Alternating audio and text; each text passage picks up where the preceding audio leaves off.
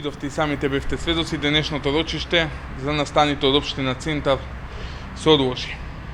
Ние како обвинети сакаме да истакнеме во јавноста дека кај нас постои сомнение дека и овој случај на специјалното јавно обвинителство е инфициран од предметот рекет. Зошто го велам тоа? Доколку проверите на Facebook, ќе ја најдете оваа слика, каде што тогашниот градоначалник на општина Центар, господинот Андреј Жерновски, е фотографиран на средба со еден од обвинетите од осомничените во случајот рекет, еден од помошниците на господјата Катица Јанева, господинот Бојан Јовановски. Доколку се провери на Меѓународниот сојуз на веб страната, ќе прочитате дека општина Центар одвоила 1 милион денари средства со цел да финансира проекти на господинот Бојан Јовановски во Меѓународниот сојуз. Како обвинети имаме основано сомнение дека случајот рекет го зафаќа и нашиот предмет. Поради тоа прашуваме дали господинот Жерновски како градоначалник на општина Центар ги има дадено овие 1 милион денари на проекти на Меѓународниот сојуз за да се процесуира кривичната пријава против нас преку специјалното јавно обвинителство. Сакам да потенцирам дека на почетокот на случајот била поднесена прекршочна пријава од страна на господинот Андреј Жерновски за овој случај, за потоа на негово барање преку специјалното јавно обвинителство биде отворен кривичен предмет против нас.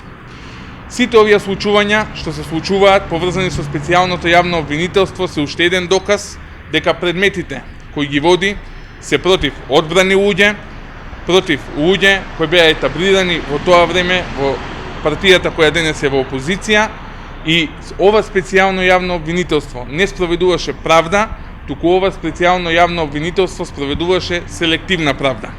Поради тоа бараме основното јавно обвинителство кое го води случајот рекет да ги земе предвид овие наши кажувања и да испита дали постои поврзаност со случувањата што се денес со овој предмет, предметот за насилството во општина Центар, и со донацијата која е дадена од општина Центар во време кога Андреј Жерновски е градоначалник на општината, а гледаме дека заедно имале истредби на кои ја договарале таа соработка.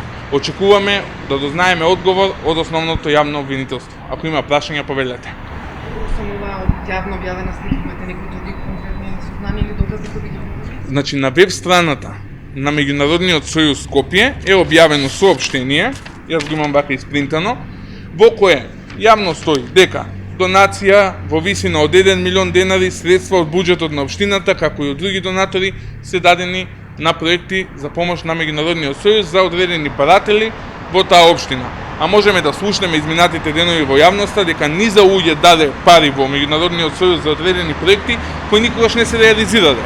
Поради тоа јас прашувам, не обвинувам, ниту осомничувам, кај нас постои сомнение дека можеби овие средства се дадени со цел да се процесуира од прекршочно, делото да се смени во кривично и ние да бидеме кривично гонети за случувања.